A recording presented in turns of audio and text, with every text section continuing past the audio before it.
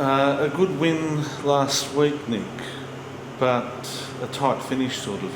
Did you think you could win it when you were 2-0 down? To be honest, after the first 10 minutes when we went 2-0 down, I thought it could be in for a long afternoon, but I think we really settled after that first 10-minute period, and that was probably some of the best soccer we've played in the second half in particular, so I always thought we were in with a chance. I thought we were on top of the game, especially in the second half, and their third goal I think was kind of against the run and play, so I certainly thought we were always in with a chance, and obviously to get the winner in the 88th was really good, and I think it silenced a few people as well, which is great. You would have been delighted getting that. Yeah, I don't score too many. I've usually got a 1 goal a season quota, so I might have used it up a bit early this season, but yeah, it was certainly a great feeling, especially coming at that time at such an important stage of the match. So yeah, I was thrilled. Conceding 3 goals, is there something wrong with your defensive setup?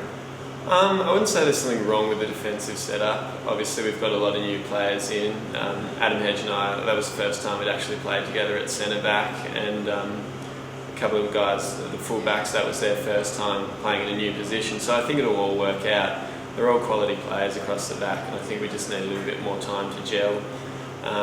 As I said, we started poorly defensively, but I think as the game went on, we sort of tightened things up a bit. So moving forward, I think we'll be fine in that respect. Is it daunting to face the Zebras?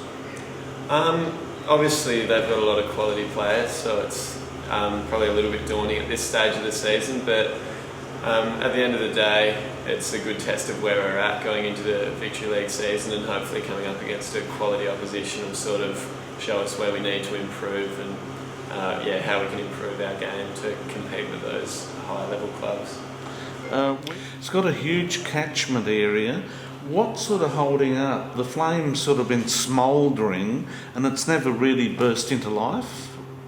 Yeah, well, if you look at the junior setup at Kingborough, it's fantastic. Some of the junior teams from 16s down and also up to even under 19s a few years ago. I always remember when I was playing for South Hobart, they were really, really strong. They were probably one of the best clubs at that level. So I'm not really sure why that hasn't transferred across to the senior level. I guess we're losing players to other clubs and that sort of thing, but I'm sure we're not too far away from really firing at the senior level and winning a championship. I've also heard that several of your players will be going to the World Cup and overseas.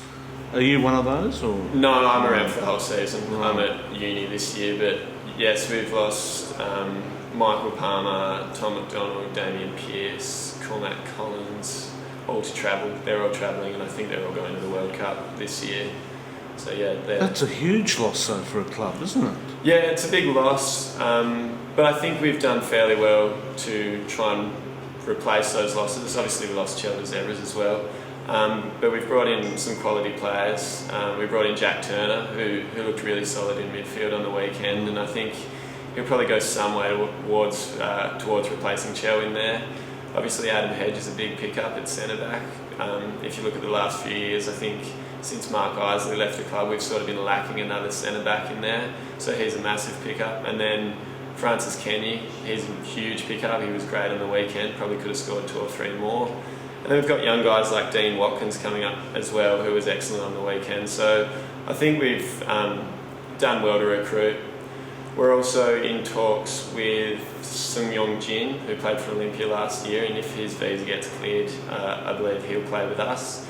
And we've also got another Korean coming in who are expected to sign in the next 2 days, Jae Young Choi. So I think we're looking pretty alright. And hopefully, from what I gather, the players that I mentioned before that have left for travel will be coming back for the 2015 season, so we're looking good. What's it going to be like playing against Chell for the first time since he changed colours? Yeah, it's going to be a strange one. He's been at the club since under 7s, I believe, and he was a massive leader at the club, and everyone got along really well with him. So it's going to be funny playing against him in the black and white. But I'm sure we'll all respect Chell and deal with it quite well. I'm sure he's looking forward to it as well. So yeah, it should be good. You spoke of a huge turnover of players in the off-season. Is it difficult coming in with so many fresh faces, including a fresh coach? Yes, I think it is difficult, especially in the early stages of pre-season, when you don't really know who's gonna come to the club. I think the first few trainings we were pretty short on numbers, so that was tough, and I guess the unexpectedness of what to expect for the season to come, which players will get in and stuff. That was pretty stressful. But now the team's sort of starting to settle. I'm fairly confident we'll do okay this season with the new players we've got.